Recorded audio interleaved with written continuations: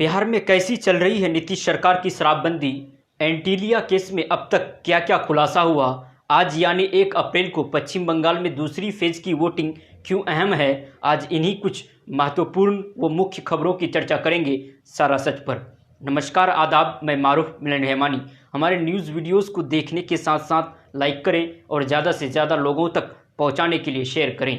और हाँ, हमारे YouTube चैनल सारा सच को सब्सक्राइब करना ना भूलें। तो चलिए नज़र डालते हैं आज की बड़ी खबरों पर।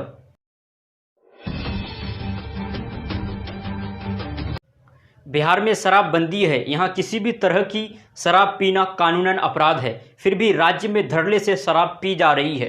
गरीब तबके के लोग सस्ती और स्थानीय स्तर पर बनाई गई शराब पीते हैं और जान से हाथ धो बैठते हैं। ऐसी ही घटनाएं नवादा और बेगूसराय जिले में हुई है। पिछले 48 घंटे में इन दोनों जिलों में जहरीली शराब पीने से 8 लोगों की मौत हो गई। इनमें 6 लोग नवादा जिले में मरे तो 2 बेगूसराय में। नवादा में 7 लोग गंभीर रूप से बीमार हैं तो बेगूसराय में 1।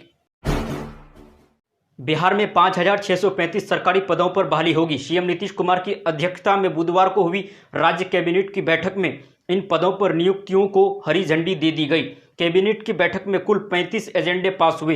बैठक के बाद राज्य कैबिनेट विभाग के प्रधान सचिव संजय कुमार ने फैसले की जानकारी दी। उन्होंने बताया कि विभिन्न विभागों में इन पदों पर बहाली होगी। IGIMS पटना में कुल 403 नए पदों पर भर्ती की जाएगी।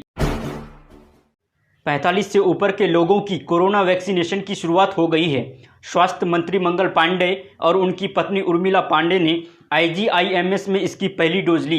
वैक्सीन लेने के बाद स्वास्थ्य मंत्री ने कहा कि कोविड-19 वैक्सीन लेने के बाद भी लोगों को कोरोना को लेकर तमाम तरह की सावधानियां बरतनी चाहिए। मास्क का इस्तेमाल रेगुलर करना चाहिए और 2 गज की दूरी भी बनाकर रखें। उन्होंने कहा कि लोग अनावश्यक यात्रा से बचें और जिन लोगों को वैक्सीन लेने की गाइडलाइन सरकार ने जारी की है वो सभी ज़रूर वैक्सीन लें। कहा कि दवाई के साथ कड़ाई अपनाने से ही हम कोरोना को हरा सकते हैं। होली के मौके पर सोशल डिस्टेंसिंग और मास्क के नियमों को नहीं मानने का साफ नतीजा कोरोना केसेस के बढ़ते नंबरों में दिख रहा है। बिहार में बीते 24 घंटे में कोरोना के 259 नए मामले सामने आए हैं। इसके पहले मंगलवार को जारी आंकड़ों में 239 नए केस मिले थे। इसके साथ ही बिहार में अब कुल पॉजिटिव मामलों की संख्या बढ़कर 1579 हो गई है। राजधानी पटना में बीते 24 घंटे में 78 नए मामले मिले हैं। हालांकि ये मंगलवार को मिले 106 पॉजिटिव मामलों की संख्या से कम है, लेकिन कुछ इलाकों में ही ज़्यादा संक्रमण देखने को मिल रहा है। राजधानी के शास्त्री नगर, कंकड़बाग और SK पुरी इलाके में ज़्यादा केस मिल रहे हैं। नेता प्रतिपक्ष तेजस्वी यादव ने CAG की रिपोर्ट पर राज्य सरकार को घेरा है। दैनिक भास्कर CAG की रिपोर्ट में आई बिहार सरकार की हर प्रशासनिक विफलता और उस वजह से हुई गड़बड़ी को लगातार परत दर परत आपके सामने लाया जा रहा है। इन खबरों के चलने के बाद अब नेता प्रतिपक्ष ने सरकार पर सवाल खड़े किए हैं। उनके निशाने पर सरकार के मुखिया नीतीश कुमार है। आज यानी 1 अप्रैल को पश्चिम बंगाल में दूसरे फेज की वोटिंग जारी है। इसमें 30 सीटों पर वोट डाले जा रहे हैं, जिसमें पश्चिम और पूर्व मेदिनीपुर की 9 सीटें भी शामिल हैं। 1 दर्जन सीटें हाई प्रोफाइल है। सबसे दिलचस्प और बड़ा संग्राम नंदीग्राम की सीट पर है, जहां मुख्यमंत्री ममता बनर्जी और कभी उनके सबसे भरोसेमंद रहे शुभेंदु अधिकारी आमने सामने हैं। इसके बाद दूसरी बड़ी हाई प्रोफाइल सीट खड़गपुर सदर है, जहां भाजपा की तरफ से हिरण चटर्जी और तृणमूल की तरफ से प्रदीप सरकार मैदान में है। उत्तर प्रदेश के गैंगस्टर और मऊ से बाहुबली विधायक मुख्तार अंसारी को बुधवार को मोहाली की कोर्ट में पेश किया गया। वो यहां रोपट की जेल में बंद था और 6 दिन पहले ही सुप्रीम कोर्ट ने उसे उत्तर प्रदेश पुलिस को सौंपने का आदेश दिया था। कड़ी सुरक्षा में अंसारी को पुलिस रोपट जेल से मोहाली लेकर पहुंची। साथ ही उत्तर प्रदेश पुलिस भी उसे ले जाने की आस लेकर आई थी, लेकिन खाली हाथ लौटना पड़ा।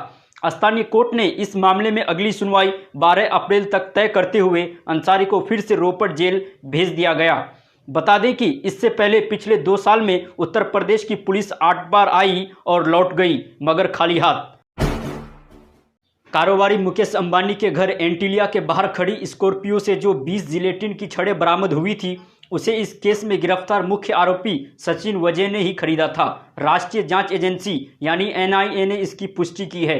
हालांकि एनआईए ने ये क्लियर नहीं किया है कि इन छड़ों को कब और कहां से खरीदा था। जांच में सामने आया था कि छड़ें नागपुर की सोलर इंडस्ट्रीज कंपनी में बनाई गई थी।